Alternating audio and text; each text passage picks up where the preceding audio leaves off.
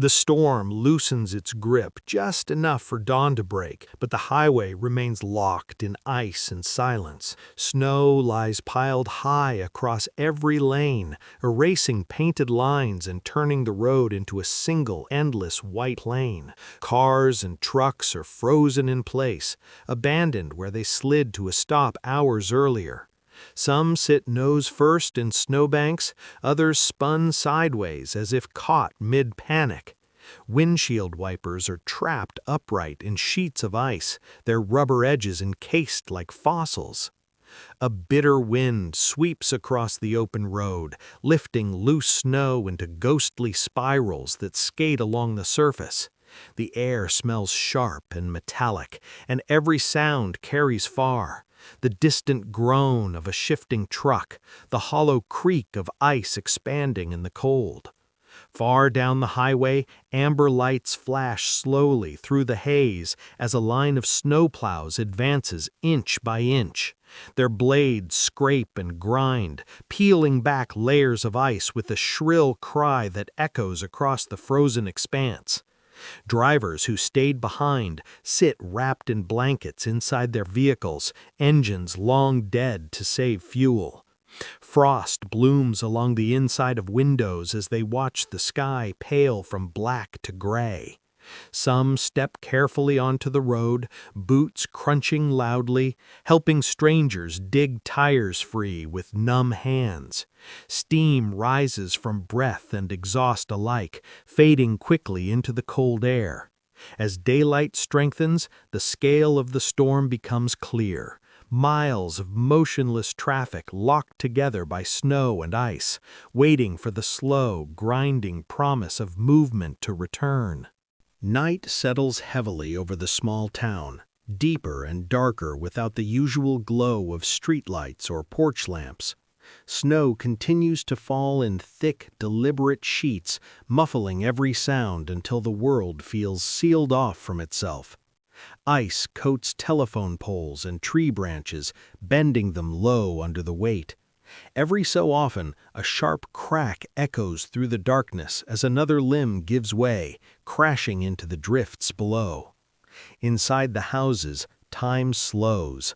Families move by candlelight, their shadows stretching and shrinking across walls as flames flicker. Coats and hats stay on indoors, breath visible in the cold air as heaters sit useless and silent.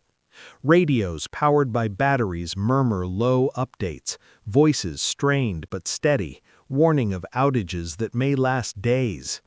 Outside, power lines sag like frozen ropes, some lying buried beneath snowbanks, others swaying gently in the wind. The storm presses in with a constant low howl, slipping through door frames and rattling window panes. In kitchens, pots of melting snow sit on gas stoves for drinking water. Neighbors knock softly on each other's doors, checking in, sharing firewood, candles, and quiet reassurances. An elderly couple sits wrapped together on a couch, listening to the ticking of a wind-up clock, each second suddenly loud in the stillness. Near the edge of town, a transformer explodes with a brief flash of blue light, illuminating the falling snow like a photograph. Then darkness closes in again, thicker than before. The town holds its breath, bound together by cold, waiting for warmth, light, and the hum of electricity to return. The airport, usually alive with motion and noise, feels frozen in time. Snow streaks sideways across the tarmac, driven by relentless wind, while freezing rain coats every surface in a dull, glassy sheen. Rows of aircraft sit motionless at their gates, wings bowed under layers of ice, engines wrapped in protective covers like bandages. Ground crews move cautiously below, their boots slipping as they spread de-icing fluid that quickly turns slushy in the cold. Inside the terminal, the air hums with frustration and fatigue. Departure boards glow overhead, each line blinking the same stark word, canceled. Travelers sprawl across rows of seats and carpeted floors, wrapped in airline-issued blankets or winter coats pulled tight. Children sleep curled against backpacks, while parents scroll endlessly on dying phones, searching for updates that never change. The scent of cold coffee and fast food hangs heavy, mixing with the sharp smell of wet wool. Announcements echo through the terminal, their calm tones barely masking the chaos. Due to severe weather conditions, the voice repeats again and again. Lines at customer service desks stretch endlessly, passengers clutching tickets, arguing softly, or staring ahead in resignation. Outside the massive windows, snowplows crawl across the runways, their flashing lights blurred by ice-streaked glass. As hours pass, the storm shows no mercy. Flights remain grounded, luggage sits stranded on silent conveyor belts, and the airport becomes a temporary city of the displaced. In the shared stillness, strangers trade stories, snacks, and uneasy laughs, all waiting for the skies to clear and movement to return. The city vanishes floor by floor as the storm tightens its grip. Skyscrapers that once pierced the sky now dissolve into a swirling wall of white, their upper levels erased by blowing snow. From street level, the skyline feels closer and heavier, as if the clouds themselves have dropped down to press against the buildings. Snow falls sideways, driven between towers in violent gusts that turn intersections into wind tunnels. Traffic crawls, then stops. Cars inch forward with hazard lights flashing, tires grinding uselessly against ice-slick streets. Buses sit stranded at awkward angles, doors frozen shut, their breathy exhaust plumes rising and vanishing almost instantly.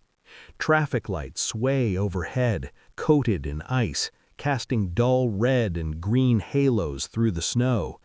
The usual chorus of horns, sirens, and voices is replaced by an eerie hush, broken only by the scrape of shovels and the distant wail of wind. Pedestrians move carefully along sidewalks, shoulders hunched, faces wrapped in scarves. Each step crunches loudly, echoing off glass storefronts now frosted opaque. Snow piles against doorways and subway entrances, threatening to seal them shut. Somewhere below the streets, trains slow to a crawl, metal wheels screaming faintly against frozen rails. As night falls, the storm reflects city light back down, turning the sky a glowing gray. Buildings loom like shadows, half seen and unfamiliar. The city, usually unstoppable, feels small and fragile, paused mid-breath beneath the weight of snow and ice, waiting for the storm to loosen its hold. Beyond the last plowed road, the landscape turns hostile and indistinct. Fields disappear beneath drifts that reach fence tops, and familiar landmarks vanish under wind-sculpted snow. Emergency vehicles sit abandoned at the road's end, their tires no match for the depth ahead. From there, rescuers continue on foot, pushing through waist-deep snow that clings to their legs and steals their balance with every step. The cold bites instantly, numbing fingers even inside heavy gloves. Flashlights cut narrow tunnels through the darkness as the team advances toward an isolated farmhouse reported without heat or power. The wind howls across the open land, flattening their voices and filling tracks almost as soon as they're made. Somewhere overhead, a helicopter circles, its low, thudding rhythm both reassuring and frustrating, unable to land because of ice and visibility, forced to watch from above. The farmhouse finally emerges, a dim shape against the white, half buried up to its windowsills. Ice weighs down the roof, and the front door must be shoveled clear before it will open. Inside, the air is bitterly cold. An elderly resident sits bundled in layers, lantern glowing weakly on the table, relief visible in tired eyes. Rescuers move quickly, checking vitals, wrapping blankets tighter, offering warm fluids from thermoses. Outside, snow continues to fall, indifferent to the effort. As the team prepares to evacuate, they move slowly and deliberately, knowing one misstep could mean injury miles from help. In the vast frozen quiet, the rescue feels fragile but vital, a small, determined act of humanity against a storm that shows no sign of stopping. Morning arrives quietly, as if unsure its welcome. The wind has finally fallen still, leaving behind a world transformed overnight. Snow blankets everything in smooth, unbroken layers, softening edges and swallowing sound. Trees bow under coats of ice, each branch encased in crystal that catches the early sunlight and scatters it in blinding flashes. Rooftops glitter like glass, and the air feels painfully clean, sharp with cold and promise. Doors creak open one by one as people step outside, pausing to take in the damage and the beauty. Footprints become the first marks on untouched snow, their crunch startling in the silence.